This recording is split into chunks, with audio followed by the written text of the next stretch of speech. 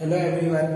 Okay, so this is the third part of the chapter mathematical logic जो question bank के question हम solve कर रहे हैं.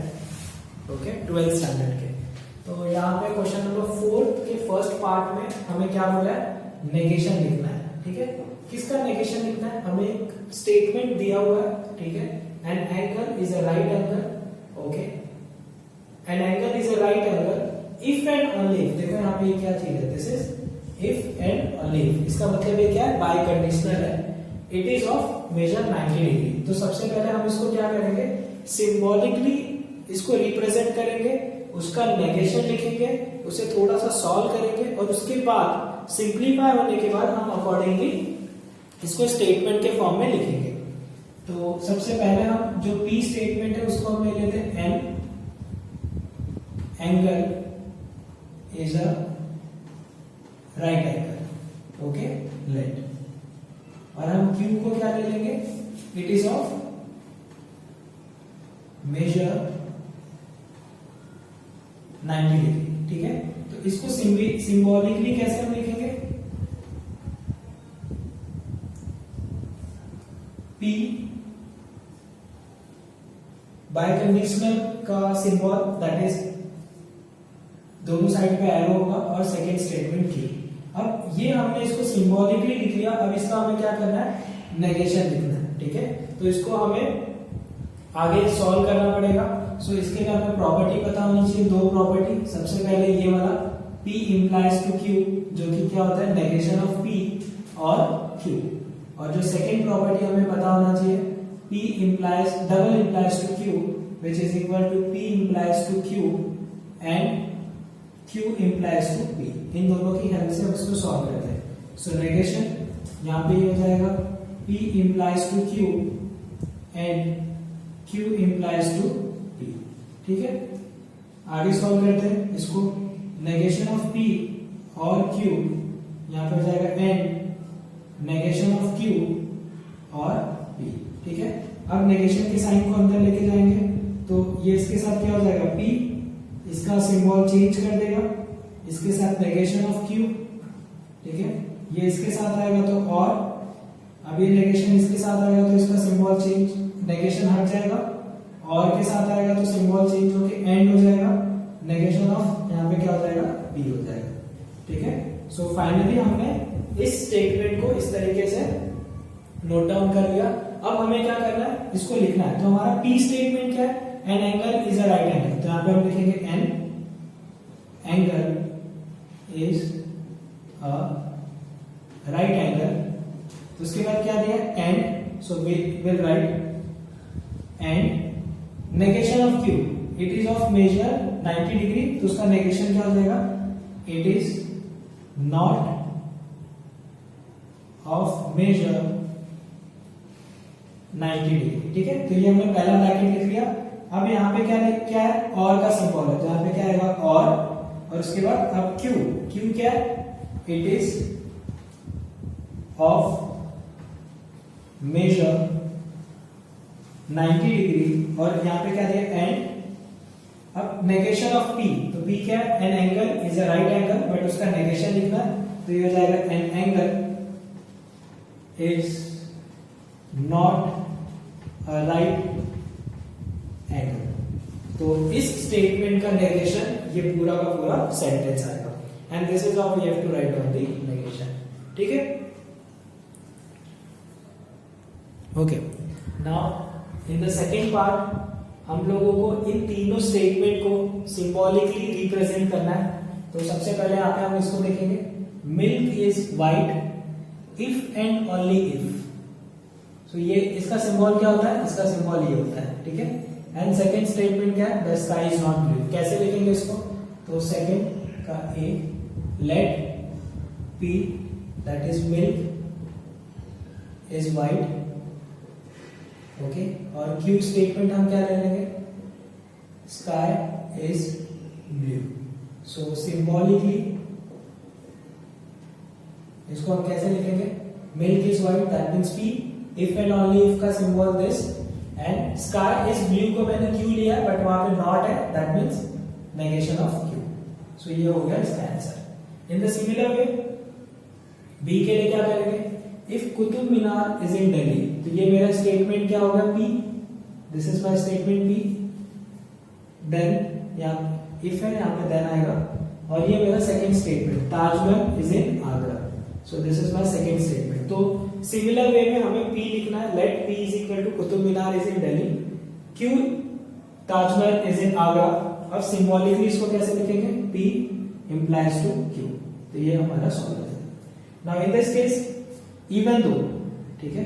अच्छा देखो, हम लोगों को ये पता है, एक जनरल सा आइडिया हम सभी को है, अगर एंड आएगा तो उसको हम ऐसे रिप्रेजेंट करेंगे, और आएगा तो इस तरीके से रिप्रेजेंट करेंगे, इफ और देन वाला स्टेटमेंट आएगा तो ये इस तरीके से रिप्रेजेंट होता है, इफ एंड ओनली इफ आएगा तो ये इस तरीके से रिप्रेजेंट होगा, ठीक है।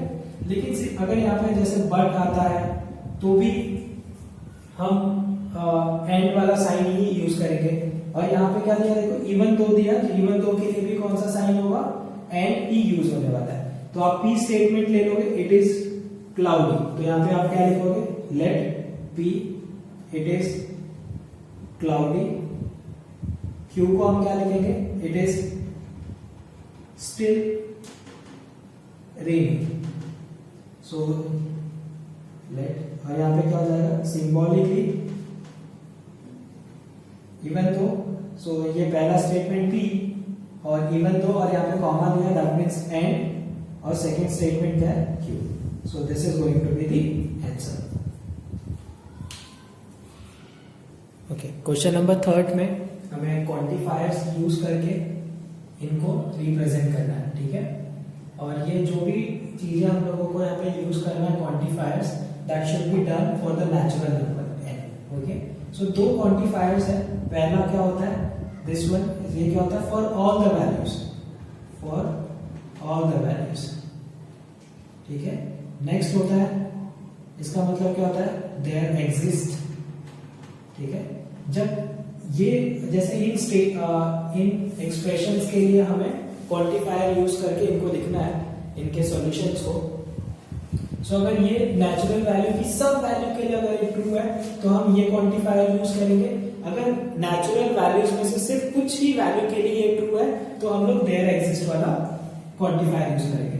तो सबसे पहले ए पार्ट को देखते हैं, तो यहाँ पे क्या लिखा है, n square is greater than equal to 1, तो नेचुरल नंबर कहां से शुरू होता है, 1 2 3 4 and so on.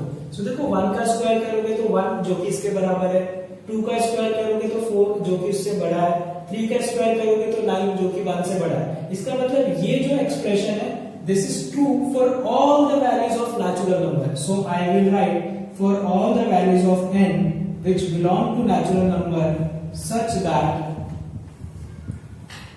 n square is greater than equal to 1। बस इस तरीके से हमने इसको लिख दिया, ठीक है। और ये स्टेटमेंट क्या है, this is true statement, this is true statement, ठीक है। And this is all we have to write. Similarly अगर हम b के लिए देखें तो 3x minus 4 is less than 9, तो ये क्या हो जाएगा, 3x is less than 9 plus 4, so this is going to be x is less than 13 by 3 and x is less than 3 4s are 12, 4 point something आएगा, so 4 point something, 3 4s are 12, 1 बचेगा तो ये 333 इस तरीके से हो जाएगा। so कौन से नेचुरल नंबर है जो 4.33 से छोटे होंगे, तो हमें पता है ये पूरा आ जाएगा, ये इसके लिए सॉल्यूशन हो जाएगा।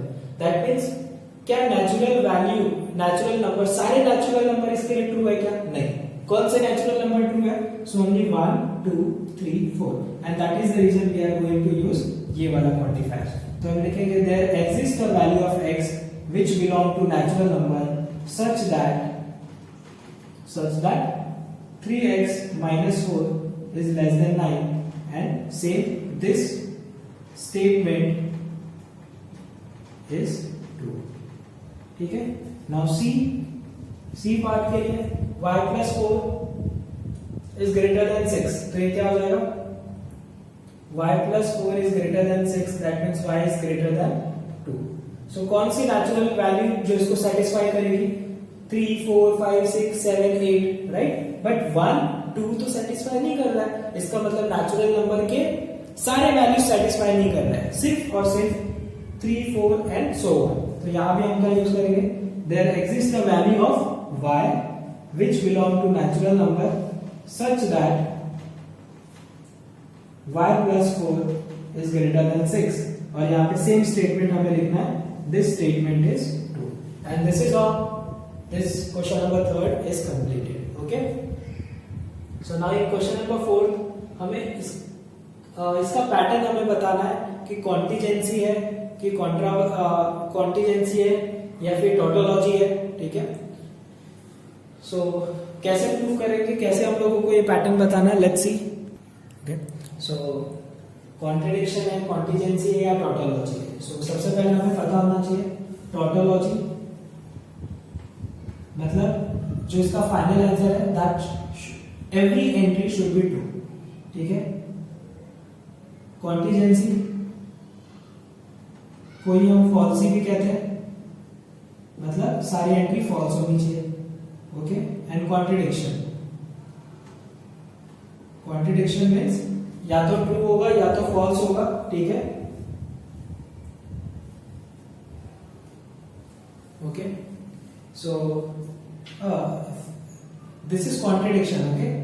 Falsies is contradiction and contingency means true भी हो सकता है फॉल्स भी हो सकता है, ठीक है। वापस से बता देख लेते हैं। टोटोलॉजी मीन्स सारी एंट्री ट्रू होने वाली है। कॉन्ट्रडिक्शन मतलब फॉल्सी, ठीक है। कॉन्ट्रडिक्शन मतलब फॉल्सी जिसमें सारी की सारी जो फाइनल एंट्रीज है वो फॉल्स आना चाहिए। एंड कॉन्टिजेंसी का मतलब है कि हमारा आंसर मिक्स आने वाला है। तो लेट्स चेक। सो P हम लोग ट्रूथ टेबल हम सबने सीखा है, सबने बनाया है, ठीक है। That is true true false false. Q हम make true false true false. अगर हमारे पास दो स्टेटमेंट होता है तो this is the pattern which we have to take.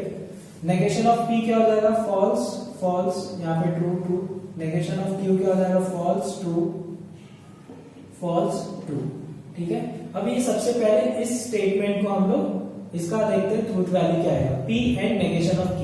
तो ये P है, ये नेगेशन ऑफ Q है, इनका एंड ट्रू एंड फॉल्स, तो ये फॉल्स आएगा। True true, this is true. False false false false. End में अगर एक भी फॉल्स मिल जाता है तो हमारा आंसर फॉल्स हो जाएगा। अब ये वाले पार्ट का हम ट्रूथ वैल्यू निकालते हैं, negation of P and negation of Q। तो इन दोनों का नेगेशन देखना, false false false false false and this is true. अब इन दोनों स्टेटमेंट का हमें क्या देखना है, कंडीशनल, ओके। सो कंडीशनल में कैसे हो जाएगा, हम लोगों को याद रखना है, ठीक है। अगर ट्रू, अगर कंडीशनल का अगर हम लोगों को ट्रूथ टेबल याद होगा, ठीक है। So this is good. True true false false, ठीक है। यहाँ पे true false true false.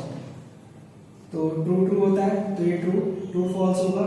So this is going to be false, this is true and this is true. तो ये हमें याद रखना है। देखो जो कंडीशनल में जो सेकेंड वाला पार्ट रहता है ना, वही डिसाइडिंग फैक्टर रहता है। ये ट्रू है तो ये ट्रू है, ये भी ट्रू है तो ट्रू है, ये फॉल्स है तो ये भी फॉल्स है, ये फॉल्स है तो फॉल्स है। बट ये जो लास्ट वाला है ना, अगर यहाँ पे हमारा पहला स्टेटमेंट, ये एक लास्ट वाला पार्ट हम लोगों को याद रखना है, ठीक है। Otherwise second part is the deciding factor. अगर ये ट्रू है तो ट्रू आएगा, ये फॉल्स है तो फॉल्स आएगा, अगर ये ट्रू है तो ट्रू आएगा। What you have to remember, अगर पहला वाला पार्ट अगर फॉल्स हो जाता है, in that situation this is going to be true, ठीक है।